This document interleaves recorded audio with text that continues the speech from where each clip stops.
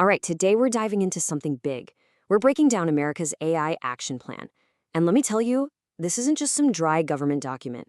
It frames artificial intelligence as a massive, high-stakes race for global power. And, right from the get-go, this plan does not pull any punches. I mean, the introduction lays it all out. It calls AI a national security imperative. The goal? Unquestioned and unchallenged global technological dominance. The message is crystal clear here. Second place just isn't an option. And look, this isn't just some fancy language. It's literally the foundation for the entire action plan. When you frame AI as a global race that America has to win, well, that competitive spirit bleeds into every single policy idea, from how we innovate all the way down to the nuts and bolts of infrastructure. So the big question is, how do they plan to pull this off? Well, the plan's built around that central idea of the race for dominance, and it's supported by three main pillars: unleashing innovation, building the foundation, and leading the world. And woven through all of that is a focus on the American worker. Let's get into it. Okay, first up, let's talk more about this central idea, the race for AI dominance. According to this plan, the country that controls the AI ecosystem, well, they get more than just economic and military power. They get to write the rules for everybody else. So, yeah, the stakes here aren't just about technology. They are absolutely geopolitical. And what's the prize for winning this race? It's nothing less than a new golden age. Seriously. The document imagines AI speeding up breakthroughs everywhere you look, from finding new medicines and materials to, get this, even deciphering ancient scrolls. The potential upside they're painting here is just massive. So that brings us to the first pillar, unleashing innovation. And the strategy here is pretty straightforward. Speed things up by getting the government out of the way. The thinking is that private sector innovation is what's really going to drive a victory, so the government's main job is to just clear the path. Now, a really key piece of this innovation strategy is something called open-weight AI. So what's that? Basically, these are AI models that are just freely available for anyone to download, use, and even tweak. The strategic thinking here is that this prevents just a handful of tech giants from dominating everything. It helps create a much bigger, more competitive world of startups and researchers.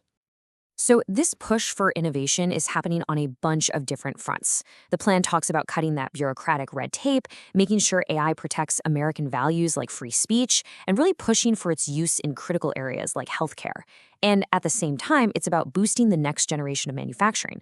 We're talking robotics and autonomous drones. But of course, all that amazing innovation needs somewhere to run, right? It needs physical hardware. And that's what Pillar 2 is all about, building the foundation. We're talking about the massive infrastructure, the data centers, the power grid, everything you need to actually fuel this AI revolution.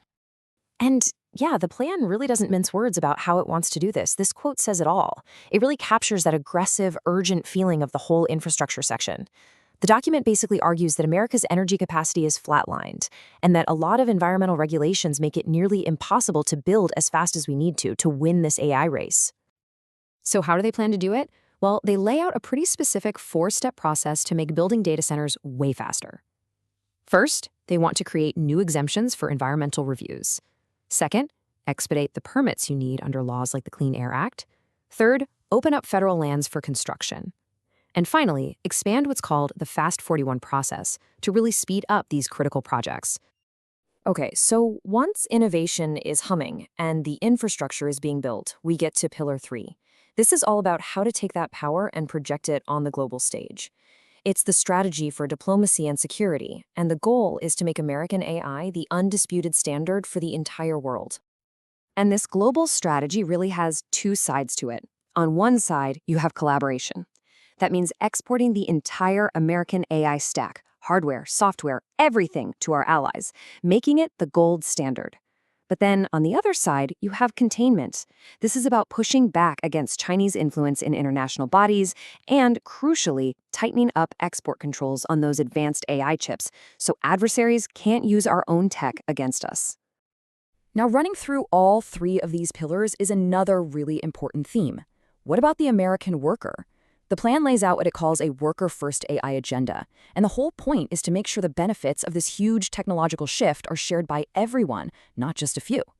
And the ideas here are pretty concrete. They're focused on education and retraining, everything from making AI skills a priority in schools to funding new programs for workers who might be displaced. And this is a big one. They want to train up a skilled workforce for all those new infrastructure jobs, electricians, technicians, by really expanding apprenticeship programs.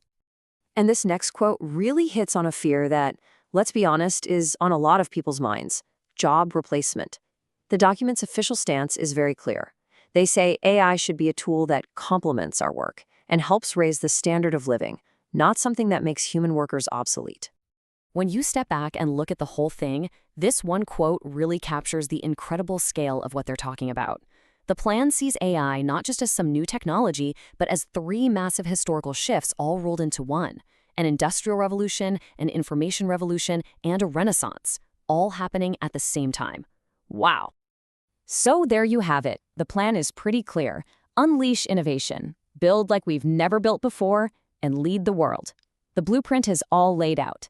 But it leaves us with that one big lingering question. In a race this complicated, with stakes this high, what does it really take to win?